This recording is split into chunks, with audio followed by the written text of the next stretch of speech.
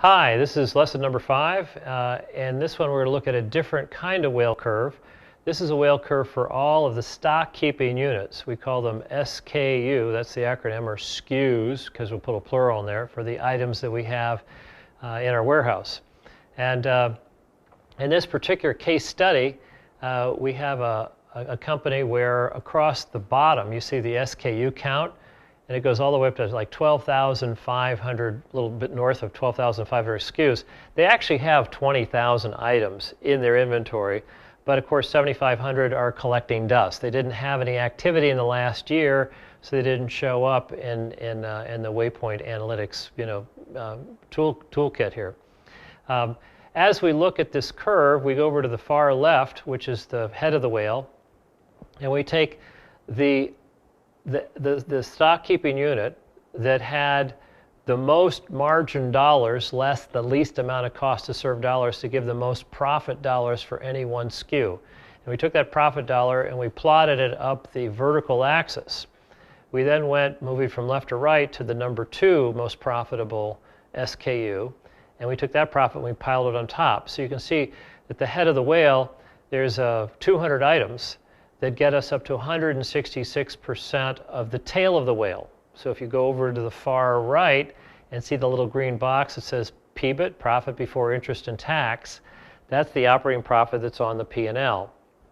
So, and if you keep carrying on, you get all the way up to 5,000 items is sort of the top of the curve, generating 277% of the operating profit. So the peak internal profit on this SKU curve isn't as high as the line item curve we looked at in the last lesson. In this case, the peak internal profit is 2.7 times the operating profit. As I recall in the last lesson on line items, it got all the way up to about 700%, 4.2 million versus 600,000 as I recall. So when we look at, and then we have a lot of items where we had 1 pick, 2 picks, 3 picks, and whether we made a little money or no money, they're all sort of at the top of the curve or going down the slope of the backs of the whale. But the key thing here is to look at the last 200 items that are massively unprofitable. They basically destroy, they eat up, they cancel, they are cross-subsidized 111% out of the 277. So finally, 100% of all the active items give us 100% of our operating profit at the tail end.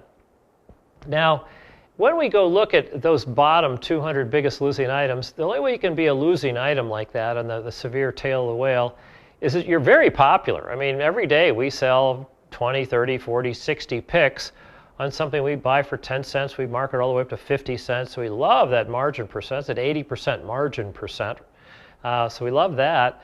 But it costs us $9 to pick it in the warehouse. And so we're actually losing money because we have too many people involved for a small margin dollar content.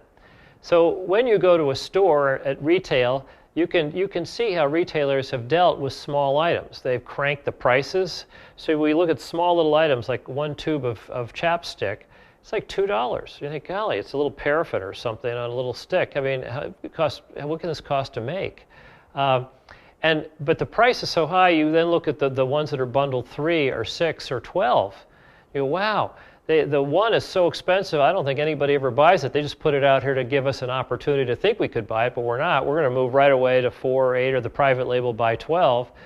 So they bundle them. You'll go and look at penny candy or things where you pick it yourself, put it in a bag and weigh it, and they pay you buy it by the pound. If you go to Amazon.com, all the little small items, their prices are not, quote, competitive. They crank the prices up, and you got to buy 2, 6, 12 pack kind of thing. And a lot of them are add-on items. In other words, you can't buy this all by itself. You got to buy other stuff. So there's a blend of things we can do to get consolidation on that severe tail. So we get more margin dollar per pick because we just have fewer picks of the same volume at the end of the year. Now, if you go to the bottom of the slide and look at that green box, there's sort of a 7-step chain reaction that's very important.